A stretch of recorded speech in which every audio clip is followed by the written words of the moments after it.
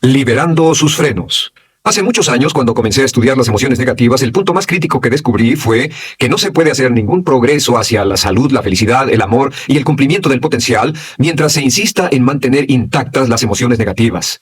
Y lo único bueno de las emociones negativas, si es que tienen algo de bueno, es que las emociones negativas no son permanentes. Lo dice hasta Sigmund Freud, no hay un lugar permanente para las emociones negativas en el subconsciente. En otras palabras, son visitantes indeseados. Son hábitos negativos o patrones de respuesta negativos que pueden eliminarse, y el punto inicial para eliminarlos es entender de dónde vinieron y entender cuáles fueron los factores causales, volviendo a la niñez temprana, que desencadenó el desarrollo de las emociones negativas y nos han dado como adultos una predisposición a ser negativos de una u otra forma.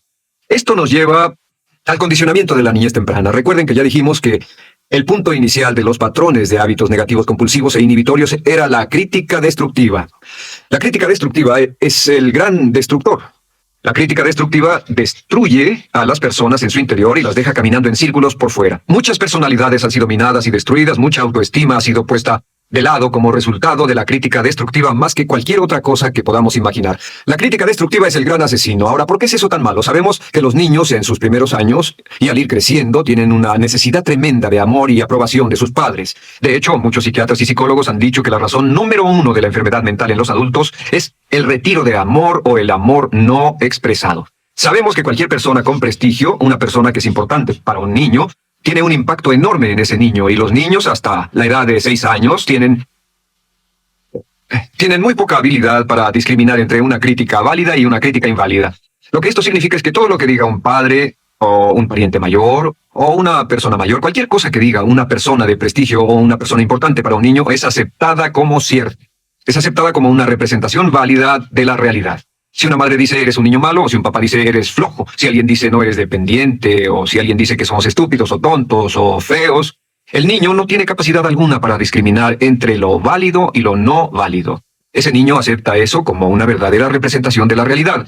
Va más allá de la mente consciente, va directamente al subconsciente y ahí se queda.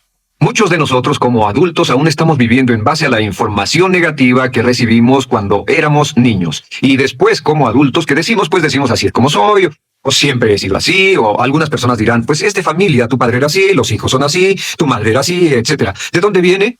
Nada de estas cosas es de familia. Por ejemplo, cuando estaba creciendo, mis padres habían sufrido la depresión y la depresión les produjo un impacto enorme. Y cuando hablábamos de comprar algo, lo recuerdo muy bien, mis padres se ponían muy tensos y decían, no podemos pagarlo, no podemos pagarlo, no podemos pagarlo, no podemos pagarlo. Tenían una mentalidad de carencia, esta mentalidad de no podemos pagarlo toda su vida. Y luego yo crecí y aunque nunca he experimentado la depresión, y la mayoría de ustedes, 10, 20, 30, 40 años después, aún estamos diciendo, no puedo pagarlo, no puedo pagarlo, no puedo pagarlo. Aún tomamos como base esas frases críticas, esas frases emocionales que usaban nuestros padres. Tal vez sus padres les decían, como mi padre me decía a mí una y otra vez, nunca acabas lo que empiezas, nunca acabas lo que empiezas. Nunca acabas lo que empiezas. Eres un flojo, nunca acabas lo que empiezas. Y cuando fui adulto tuve muchos problemas para acabar lo que empezaba. Al acercarme al final de la tarea, comenzaba a sentirme ansioso y buscaba cualquier excusa por posponerla o retrasarla. El segundo factor que nos predispone a emociones negativas es la falta de amor. Sabemos que las personalidades de los niños se desarrollan al grado en que reciben una alta calidad y una alta cantidad de amor de sus padres. Existe una relación de 1 a 1 entre la cantidad de amor, la calidad de amor y una personalidad sana. Ese amor negado o la privación de amor es la causa clave de la infelicidad, la negatividad y la enfermedad mental en los adultos. Para que un niño se sienta realmente amado, el niño debe tener padres con buenos conceptos, y la mayoría de nosotros tuvimos padres que fueron víctimas de sus padres, que a su vez fueron víctimas de sus padres. Un escritor famoso dice que todo el mundo es víctima de una víctima. Todos son víctimas de víctimas. Nuestros padres quisieron criarnos de la mejor forma posible, pero ellos mismos fueron víctimas de víctimas. Y para que un niño se sienta realmente amado, deben existir 3 condiciones. La condición número 1 es: los padres deben amarse a sí mismos. Los padres deben amarse a sí mismos. Recuerden, nunca le podrán dar más amor a otros que el que sienten por sí mismos. Si no se aman a sí mismos, no pueden amar a sus hijos. Si tienen un poco de amor por sí mismos, deben difundirlo en sus hijos. Si tienen poco amor por sí mismos y es absorbido por sus esposos, entonces, a veces, aunque deseen amar a sus hijos, no tienen amor que darles. Sus padres querían amarlos y en muchos casos no tenían amor para darles, y eso es porque nunca lo recibieron cuando crecieron. El segundo requisito es: los padres deben amarse mutuamente. Para que un niño crezca sintiendo confianza en sí mismo, crezca sintiéndose amado, a salvo y seguro, debe crecer en un ambiente donde los padres se amen. No hay nada que le dé más temor a un niño que crecer en un hogar donde los padres peleen entre sí, donde los padres no se amen, donde haya dificultades, porque el niño siempre tiene una tendencia, primero que nada, ser una víctima, pues al niño se le grita y se le vocifera, y entonces cree que la razón por la que mamá y papá pelean es su culpa. Ahora, una investigación interesante, como hay muchas familias de un solo padre, la investigación interesante muestra que cuando uno de los padres se va como resultado de una separación o un divorcio, los niños que quedan invariablemente están convencidos de que la razón por la que el otro padre se fue se debió a algo que él hizo. Y es importante que si un matrimonio o una relación va a terminar y uno se va a ir, que el padre que se quede les diga a los niños una y otra vez que la razón por la que la relación no funcionó no tuvo nada que ver con ellos. Solo tuvo que ver conmigo y con papá, conmigo y con mamá. No tiene nada que ver con el niño. El niño necesita oírlo muchas veces antes de que se sienta confiado y seguro. Y por supuesto siempre es mejor que un niño sea criado por un padre que lo ama que por dos padres que no se aman. Una tercera condición que debe cumplirse si no quiere que exista la falta de amor es que los padres deben amar al niño. Los padres deben amar al niño. Bueno, esto parece muy obvio y muy lógico. La verdad es que, y esto es lo más difícil para usted y para mí como adultos, que ni siquiera lo pensamos, que es posible que nuestros padres no nos quisieron. No porque no lo intentaran, querían amarnos y tenían la intención de hacerlo, desde luego, etcétera, etcétera, pero simplemente como tenían conflictos mutuos y problemas sin resolver con sus padres, y sufrieron la guerra y la depresión, tenían que hacer carrera y otras responsabilidades, nunca lo lograron totalmente. ¿Entienden? Esa fue la dificultad. Lo deseaban, pero nunca lo lograron. La única forma en que puede amarse a un niño es pasando una gran cantidad y calidad de tiempo con el niño. Tiempo en gran cantidad y calidad con el niño.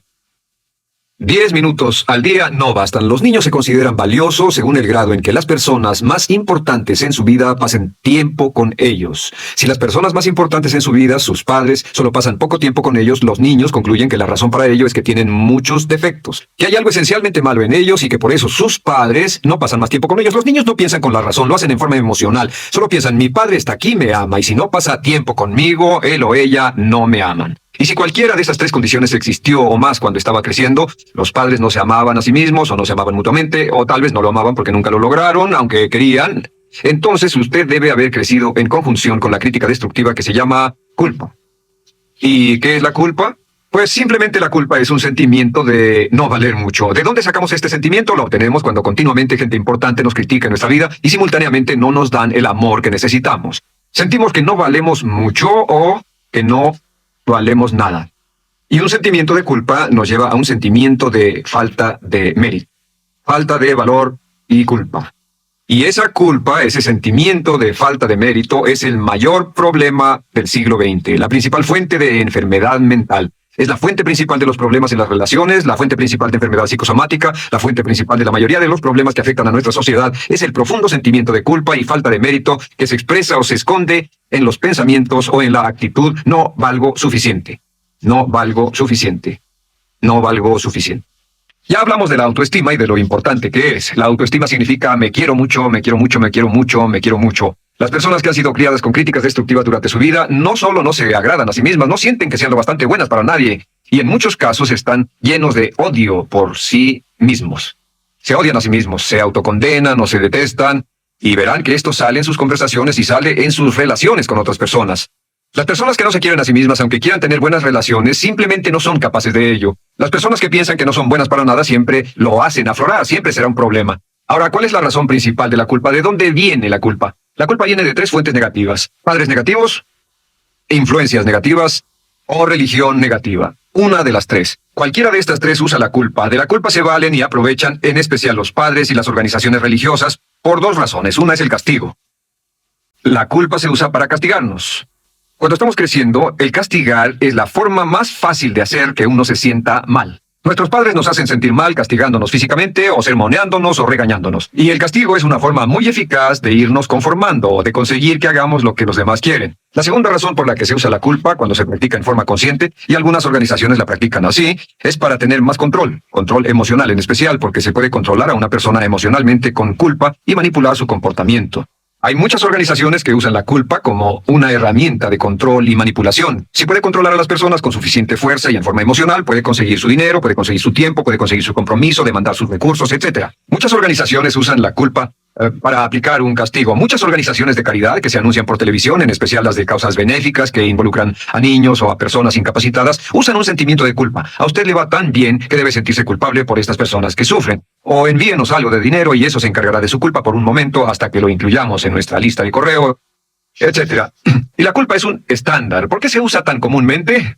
Pues primero que nada, porque casi todos nosotros la tenemos en mayor o menor grado. Y número dos, es fácil. La culpa es fácil. ¿Por qué nuestros padres la usan con nosotros? ¿Por qué nuestras madres la usan con nosotros? Nuestras madres pueden controlarnos con la culpa en un cuarto repleto. Nuestra madre puede controlarnos a miles de kilómetros por teléfono. Los padres usan la culpa en sus hijos porque sus padres usaban la culpa en ellos y así sucesivamente. Es lo más fácil. No existe un esfuerzo físico. Puede hacerse con una mirada o de reojo o una palabra. Ya sabe que las personas siempre buscan lo más fácil. Esté alerta. Ustedes han sido criados en un ambiente donde se les ha hecho sentir culpa y casi todos lo vivimos.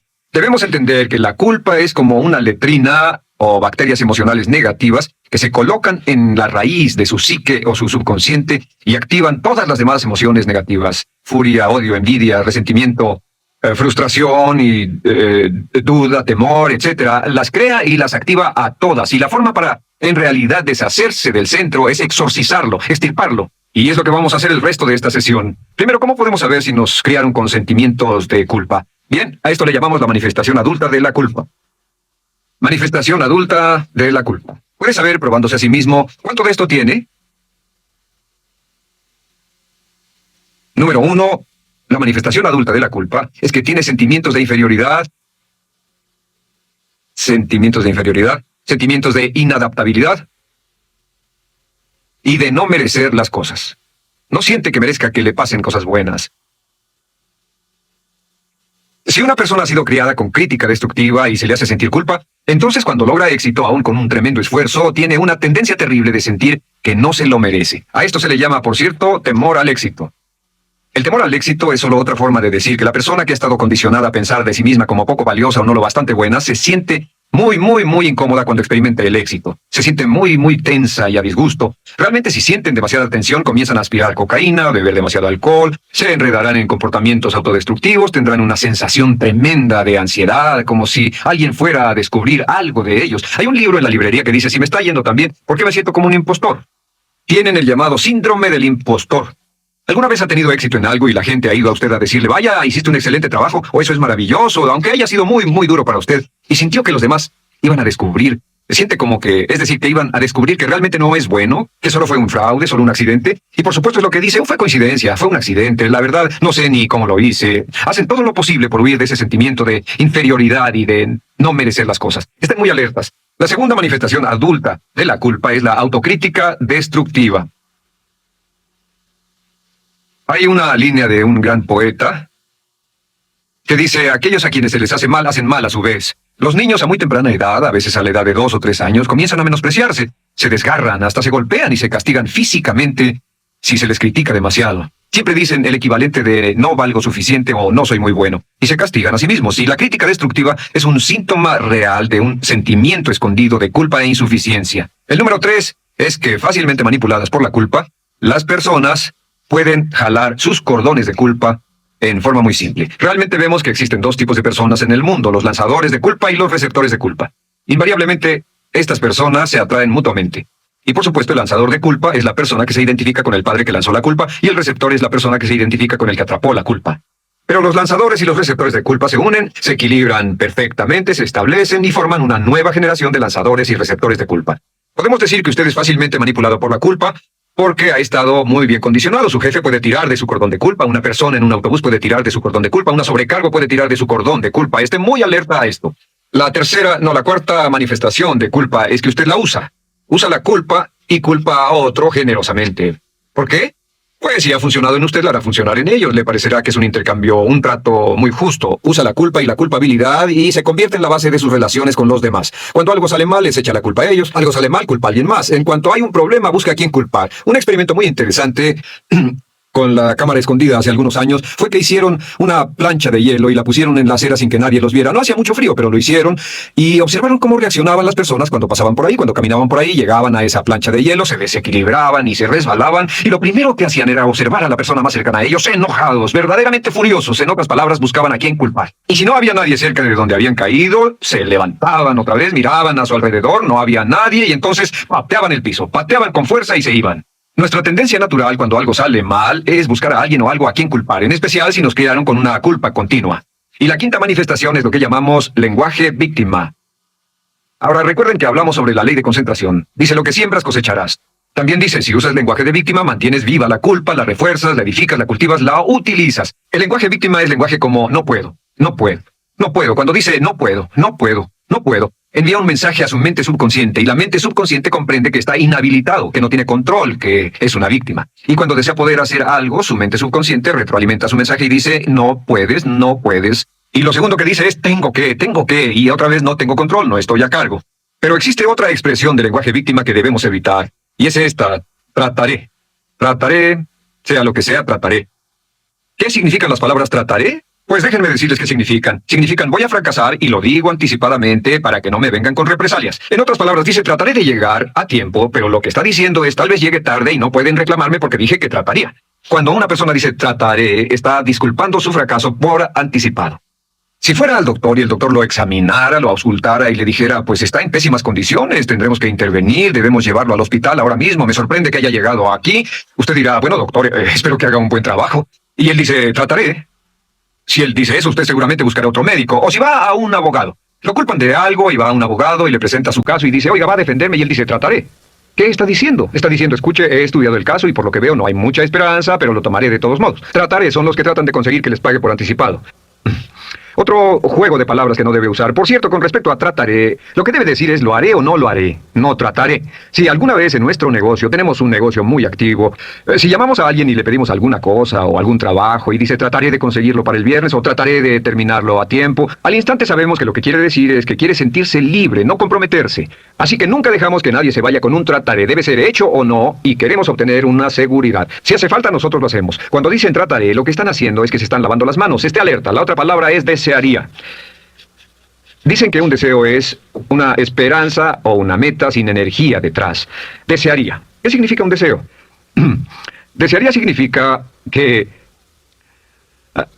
me gustaría tener algo, pero sé que nunca lo podré tener. Cuando dice desearía bajar de peso, ¿qué significa?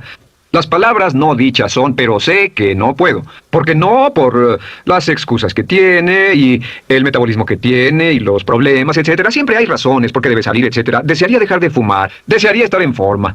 Desearía. Cuando usa la palabra desearía, le muestra al subconsciente que esto es algo que no cree que le sea posible lograr o adquirir. Entonces el subconsciente descarta completamente esto como meta y no le da energía, ni motivación, ni impulso, ni deseo de lograrlo. Así que esté muy alerta al lenguaje víctima. Esté alerta a la expresión sí, pero. O lo haría, sí, pero. Alguien le dice, haga esto, y usted dice, sí, pero. La palabra pero, por cierto, es el gran borrador. Si una persona le dice, podría incrementar sus ingresos o incrementar su rendimiento, ser una persona mejor o más feliz o bajar de peso o lo que sea, no importa. Y usted dice, sí, pero, lo que está diciendo es que está borrando toda la aseveración que ha dicho antes. Manda un mensaje a su subconsciente que dice, no hay posibilidad. Y no hace esfuerzo, no otorga energía, no ejerce capacidad alguna hacia el logro de esa meta. Y las personas que han sido criadas con culpa tienen 5 cualidades o 5 manifestaciones de adultos. Una es que se sienten inferiores, se sienten inadecuadas, sienten que no merecen que les pasen cosas buenas. Estén muy alertas a eso. El número 2, se autocompadecen continuamente, usan la autocrítica destructiva. El número 3, usan la culpa y la culpabilidad en ellos y en otros. El número 4, son manipuladas por la culpa. Y número 5, usan lenguaje víctima. Así que, ¿cómo nos deshacemos de la culpa? ¿No es sorprendente cómo se aclara esto? Este pizarrón, todo se borra. Tengo una varita mágica cuando me voy a sentar al escritorio. Entonces, ¿cómo nos deshacemos de la culpa? Para deshacerse de la culpa, este es el proceso. Tiene algunos pasos importantes. Número 1, el primero de la lista, elimine la autocrítica. Elimine la crítica autodestructiva. En otras palabras, nunca diga nada destructivamente crítico de usted mismo. No lo diga. Esta es la regla básica. El subconsciente acepta lo que diga usted como cierto, como un mandato. Así que no diga nada de sí mismo que no desee sinceramente que sea cierto. No diga estoy cansado, estoy gordo. No diga no puedo o debo. No diga nada a menos que quiera que sea cierto. Las palabras que van después de la palabra yo son las palabras que su subconsciente registra como mandatos, excepto cuando dice yo desearía o lo intentaré. Así que elimine la crítica destructiva. Siempre hable en términos positivos sobre usted. Me gusta mi persona, puedo hacerlo, lo haré, escogí hacerlo, pero nunca diga no, no puedo. Número 2 es no dejarse manejar por la culpa.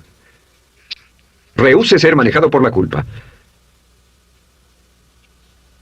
Porque cada vez que le permita a alguien que lo manipule por la culpa, ¿sabe qué pasa? Refuerza y hace más poderoso el efecto de la influencia de la culpa en su vida. Cuando yo crecí, debo decir que yo crecí en una familia que estaba muy influenciada por la religión negativa. Realmente mi madre, Dios la bendiga, tenía un cinturón negro en el pecado e hizo un trabajo verdaderamente soberbio en ello. Y yo tardé en sobreponerme. Cuando me casé con Bárbara, ella también venía del mismo tipo de familia y recapacitamos. Hay una hermosa respuesta cuando uno de los dos caía de nuevo en los viejos patrones. Decía, no tratas de hacerme sentir culpable, ¿o sí? No tratas de hacerme sentir culpable, ¿o sí? Solo diga, no tratas de hacerme sentir culpable, ¿o sí? Y no deje que las personas lo manipulen usando la culpa. El número 3, no use la culpa o la culpabilidad y anuncie que no va a usarla. No la use en otras personas y permita que sus hijos o su cónyuge digan lo mismo. No tratas de hacerme sentir culpable, ¿o sí? Repítalo una y otra vez. Y si la otra persona le dice, eso es lo que trato, contéstele, no va a funcionar. Y no funcionará. Es que la culpa solo funciona mientras usted no sepa que está siendo usada en usted. El número 4 es lo que llamamos la ley del perdón.